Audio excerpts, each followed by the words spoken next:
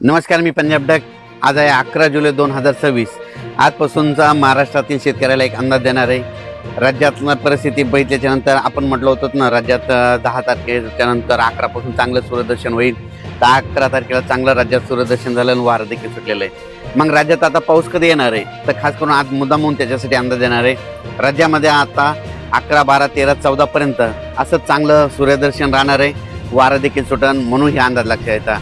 त्याच्यानंतर 15 तारखेच्या नंतर 16 तारखेपासून राज्यात थोडाफार पावसाला सुरुवात होणार आहे. म्हणजे तुरळक ठिकाणी 16च्या नंतर म्हणजे 16 जुलैपासून 16, 17, 18, 19 या दरम्यान राज्यामध्ये तुरळक ठिकाणी विखुरलेल्या स्वरूपाचा भाग बदलत पावसाला सुरुवात होणार आहे. म्हणून हे अंदाज लक्षात यायचा. तो पाऊस सर्वदूर पडणार नाही. फक्त काय झालेलं आहे, हे 4 दिवस जे पाऊस थांबल म्हणजे 14, 15 तारखेपर्यंत, ते 16 तारखेला मात्र परत सुरू होणार आहे. म्हणून हा अंदाज लक्षात यायचा. त्याच्यानंतर पुन्हा काय परिस्थिती राहणार आहे, तर त्यानंतर काय परिस्थिती राहणार आहे, त्याच्यानंतर राज्यातल्या सर्व शेतकऱ्यांना सांगू इच्छितो की राज्यामध्ये 21 जुलैपासून ते 5 ऑगस्ट पर्यंत म्हणजे चांगला जोराचा पाऊस पडणार आहे. मग ते दररोज वेगवेगळ्या भागात पडणार आहे. मग 21 जुलैच्या नंतर सगळ्यात जास्त जसं मुंबईला पाऊस पडला ना, आता मुंबई, पुणे, नाशिक, आता नंबर आहे विदर्भाचा. आता 14 जिल्ह्याचा नंबर आहे. मग तुम्हाला सांगू इच्छितो 21 जुलै ते 5 जुलैच्या दरम्यान राज्यामध्ये गडचिरोली, चंद्रपूर, नागपूर, वर्धा, भंडारा, गोंदिया, यवतमाळ, अकोला, हिंगोली, वाशिम, त्याच्यानंतर इकडं बुलढाणा जिल्हा, जालना जिल्हा, जळगाव जिल्हा, ह्या भागामध्ये मात्र 21 जुलै, 22, 23, 24 पर्यंत चांगला जोराचा पाऊस पडणार आहे. म्हणून हा अंदाज लक्षात यायचा. जसं मुंबईकडे पाऊस पडला तसा काय होणार आहे, नागपूरकडं, वर्ध्याकडं, भंडारा, त्याच्यावर चंद्रपूर, यवतमाळ, हिंगोली, अमरावती ह्या पट्ट्यामध्ये काय होणार आहे, म्हणजे शेवटच्या आठवड्यात चांगला पाऊस येणार आहे. म्हणून हे विदर्भात, पूर्व विदर्भातल्या शेतकऱ्यांनी अंदाज लक्षात घ्यायचा.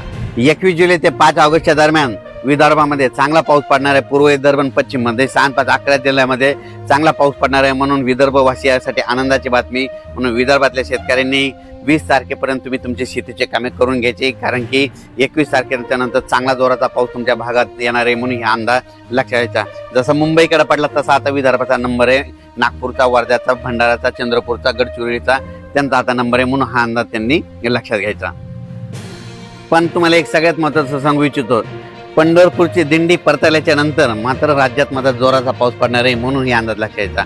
मग ते पाऊस कसा पडणार आहे, 27 जुलैपासून ते 5 ऑगस्ट पर्यंत राज्यात मग जोराचा पाऊस सगळीकडेच पडणार आहे. म्हणून हा अंदाज लक्षात यायचा. त्याच्यानंतर सांगायचं झालं तर अहिल्यानगर जिल्हा, पुणे जिल्हा, नाशिक जिल्हा, तिकडं काय होणार आहे, 21 तारखेच्या नंतर चांगला पावसाला सुरुवात होईल आणि सरी मात्र पुणेकडं तिकडे सुरू होतील. म्हणून हे अंदाज लक्षात यायचा. त्याच्यानंतर इकडे सांगली जिल्हा झालं, सोलापूर जिल्हा झालं, लातूर जिल्हा झालं, धाराशिव जिल्हा झालं. जुलैच्या शेवटच्या आठवड्यामध्ये तिकडे पाऊस येणार आहे. तिकडे सध्या तरी असा मोठा पाऊस तिकडल्या भागात नाही. म्हणून लातूर जिल्हा, त्याच्यानंतर धाराशिव जिल्हा, सोलापूर जिल्हा, सांगली जिल्हा ह्या भागातील शेतकऱ्यांनी, बीड जिल्ह्याच्या काही भागातील शेतकऱ्यांनी लक्षात यायचा. आता हे जे पाऊस येणार आहे म्हणजे आता 21 जुलैपासून जे जास्त पाऊस फक्त आता पूर्व विदर्भ आणि पश्चिम म्हणजे 14 जिल्ह्यामध्ये जास्त पडणार आहे. म्हणून हा अंदाज लक्षात यायचा.